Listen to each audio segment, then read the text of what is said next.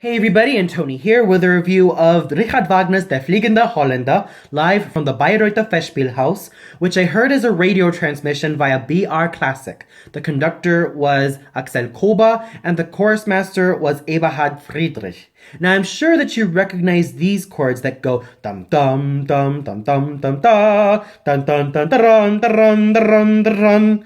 That is basically the overture to this opera, which is very famous through a lot of cartoons, movies, TV shows, and a lot of different creative installments. This was the opera that very much put Richard Wagner on the map as a composer. Yes, there were other earlier operas like Die Feen, Das Liebesverbot, and Rienzi, but this was the one that pretty much put Richard Wagner on the map and has basically made him very acclaimed as a composer. Basically, this opera doesn't just have the title hero of the Flying Dutchman, but the Flying Dutchman is also a ghost ship, one that has been told through legends, through myths, through fairy tales, through different stories from generation to generation. It's basically the story that really makes kids very intrigued and very much in awe of said ghost ship.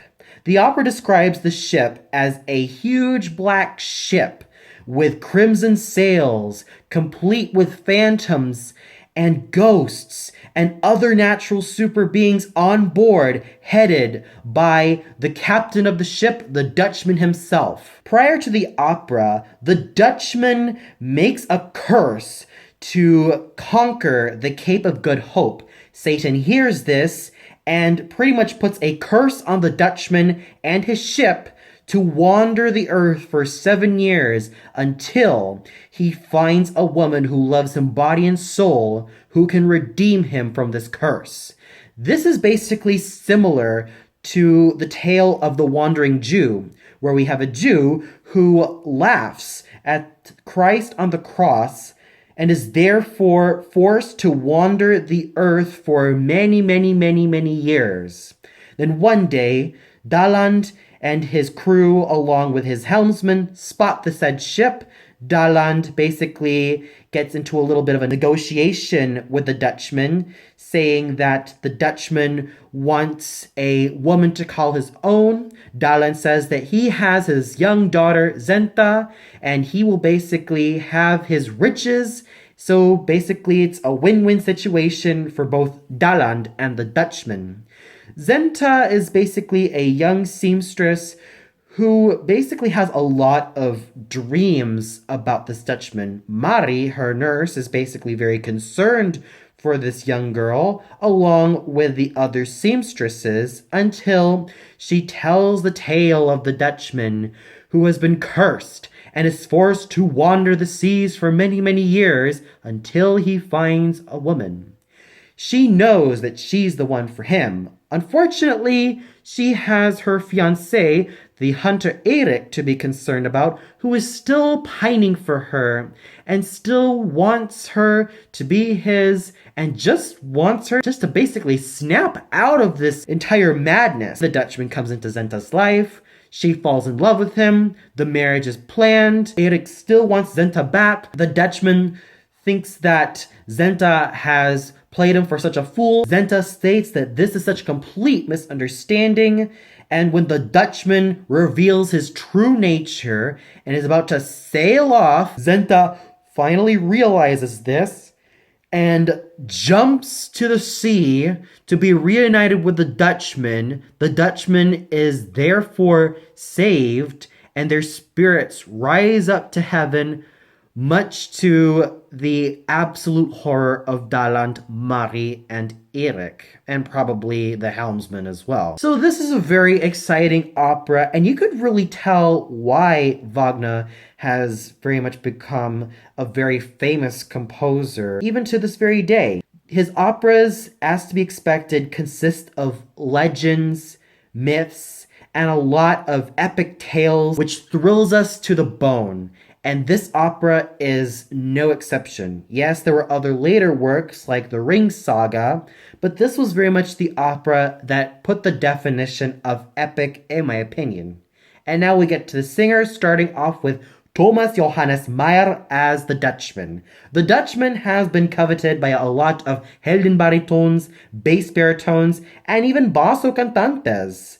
This role is just as coveted as a lot of those heldenbariton roles of Telramund, Amfortas, Klingsor, Wotan, Alberich, Scarpia, Almonazro, and many, many other famous heldenbariton roles. And in terms of basso cantante roles, this is just as coveted as Philip II, Boris Godunov, Hans Sachs, Fasolt, Hunding, Hagen, Gurnemann, Don Giovanni, Don Basilio, and many, many, many other basso cantante parts.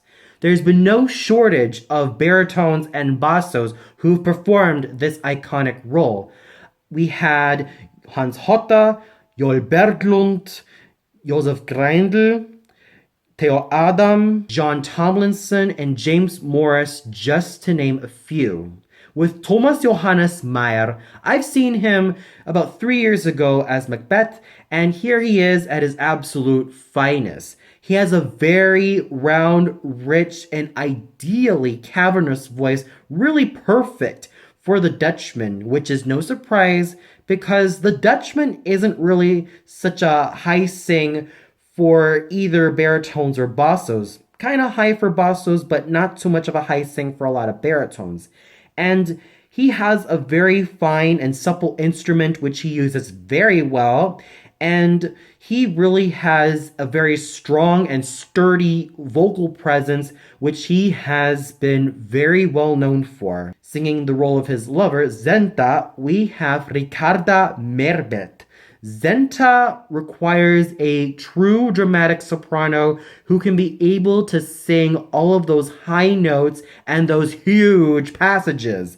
This role is just as coveted as Turandot, Tosca, Odabella, Abigail, Leonora di Vargas, the Trovatore Leonora, Freya from Das Rheingold, Sieglinde from Die Walküre, the Brunhildes from the Ring Saga, Kundry from Parsifal, Isolde from Tristan und Isolde, Aida, and maybe even to some extent Amneris and Eboli, and to a lot of extents Chrysothemis from Elektra, the Marschallin, Helena from the Ägyptische Helena, and many, many other parts that require a true dramatic soprano. With Ricarda Merbet, even though she does have a very fine instrument, I do realize that there are times it sounds forced and very pushed.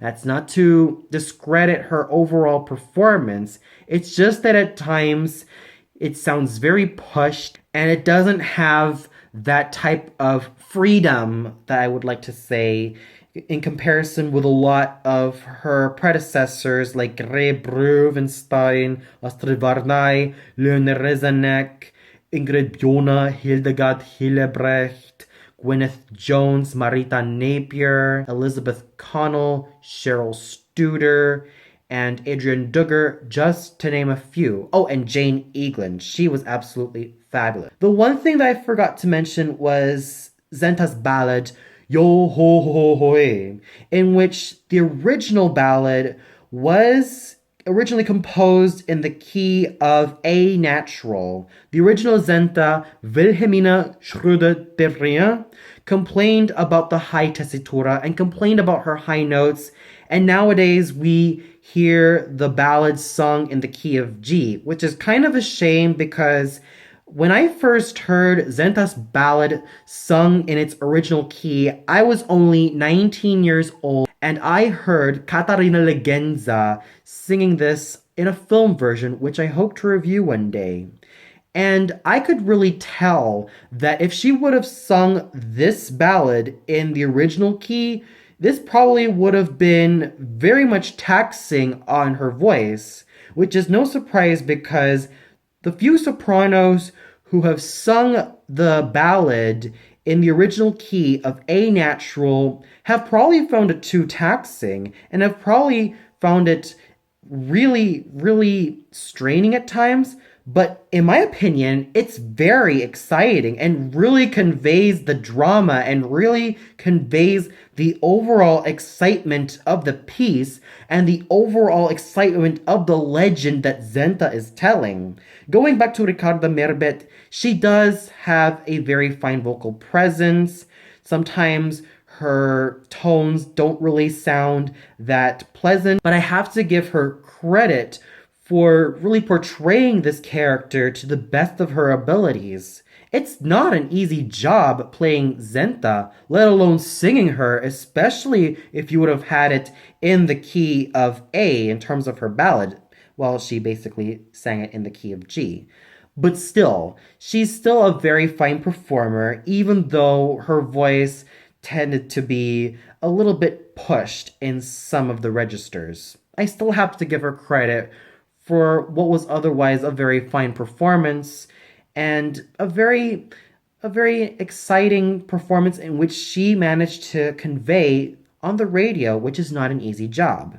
Then we go to Daland, her father, sung by the English basso Peter Rose. Daland has attracted loads and loads of basso profondos. Those type of bassos who have specialized in the likes of Osmin, Il Commendatore, Zarastro, Fiesco, Ramfis, Conte Walter, Sparafucile, the Grand Inquisitor, Felipe II, Timur, Colline, Fafner, Fasolt, Hunding, Hagen, Titurel, Gurnemans, Veit Pogner, König Heinrich der Vogler, Landgraf Hermann, and many, many other basso roles which loads and loads of basso profondos have flocked to sing. If you want to hear what I think is my ideal Daland, I would always flock to the likes of Gottlob Frick, Kurt Böhme, Matti Salminen, Martti Talvela, and Jaakko Rehennen.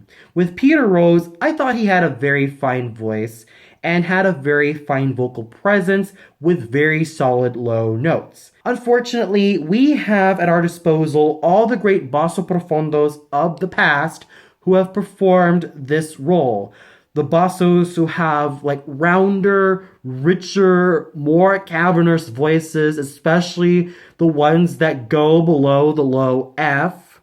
Those are basically my ideal voices. With Peter Rose, he does a very fine job. It's just that at times his voice isn't my ideal Daland from time to time, even though he has sung this role for many years. I still have to give him credit for really doing a fine job, really making Daland a very dignified and elegant figure on the radio. And I have to give him credit for his musicianship and really doing a fine job with this character. Then we have Andreas Schaga as Erik. Erik, though it's a very thankless role, has attracted loads of spinto and Heldentenors, the types of tenors who specialize as Eleazar, Don José, Sanson, Roldo Nangy, Jean de Leydon, Robert le Diable, Lohengrin, Loge, Walter von Stolzing, Herodes, Matteo, Apollo, Leucippus, Hernani, Carlo from Masnadieri, Arrigo from I Vespri Siciliani, Cavaradossi from Tosca, and even to some extent Rogero from La Rondine. There has been no shortage of tenors who managed to make the best out of this very thankless part. Some of them include the likes of Wolfgang Windgassen and Hermann Winkler, just to name a couple of tenors who have performed Erik. Oh, and not to forget Fritz Uhl. With Andreas Schaga, I thought he had a very wonderful and very fine Heldentenor voice, which he manipulates very, very well. His vocal presence and his overall singing were absolutely fine, and the ones that I really love in any Heldentenor. He does a very, very fine job really bringing this character to life. His voice is fresh, it's clean, and it makes all these fine attacks on all the notes, And he just managed to really make the role of Erik his own, as he's been doing for many years. Then we go to the old nurse, Marie, sung by Nadine Weissman, who took over an indisposed Christa Maya. Mari is yet another thankless role, but this time for any contralto. If you want to hear my ideal voice for a Mari, I would love for her to be a deep, rich, low, cavernous contralto. The type of contraltos that specialize in roles like Erda, Clytemnestra, La Checa, Ulrika, Mistress Quickly, the princess from Suor Angelica, Zita from Janiskiki, Adelaide from Arabella, the seashell from the Ägyptische Helene, the housekeeper from die Schweigsame Frau, and many, many other roles associated with a true, dark, cavernous contralto. I have always loved the likes of Res Fischer and Barbara Bornemann performing this role, especially Res Fischer. You cannot go wrong with this woman at all. She has one of the finest contralto voices ever, and that is saying something. With Nadine Weissman, I thought she has a very gorgeous contralto voice, which she uses to the best of her abilities. She has a very fine, plush, and deep voice, which is so ideal for these wise women roles, and she manages to really bring this character to life with such a fine vocal presence and a lot of great moments in terms of her singing. She has been the top flight singer of both the dramatic mezzo and the deep contralto roles, and she did a very fine job singing this very, very thankless contralto role.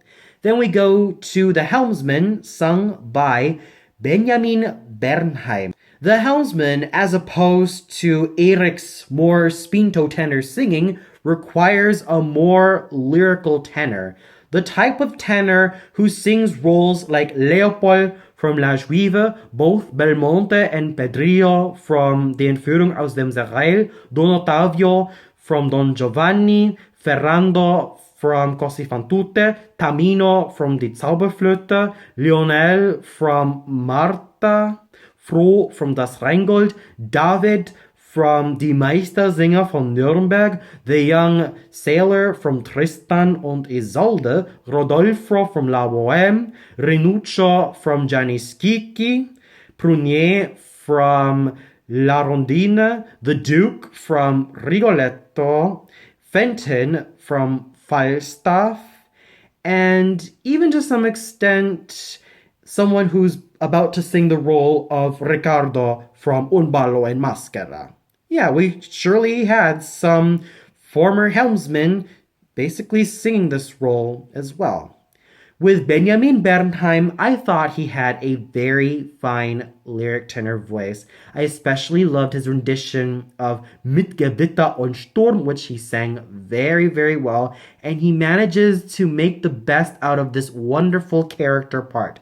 So overall, the singing was really, really fine, but I really have to give my huge kudos to Thomas Johannes Meyer as the Dutchman, Andreas Schager as Erik, Nadine Weissman as Mari, and Benjamin Bernheim as the helmsman. They did really exceptionally. Ricardo Merbet and Peter Rose as Zenta and Dallin respectively, I thought they did very, very fine, despite some of the shortcomings.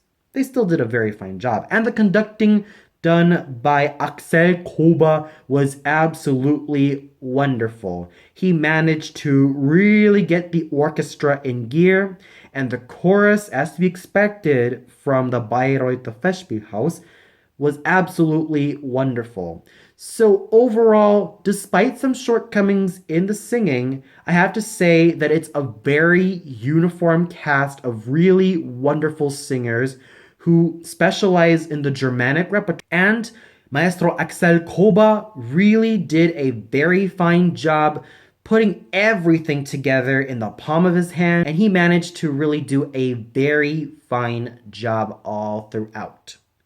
Well, that's all for now. Be sure to tune in tomorrow for another radio transmission of another Wagner opera, Das Rheingold, also from the Bayreuth Festspielhaus, and also tune in tomorrow for my review of Wagner's Die Meistersinger von Nürnberg, live from the Bayerische Staatsoper. So until then, good night, everybody.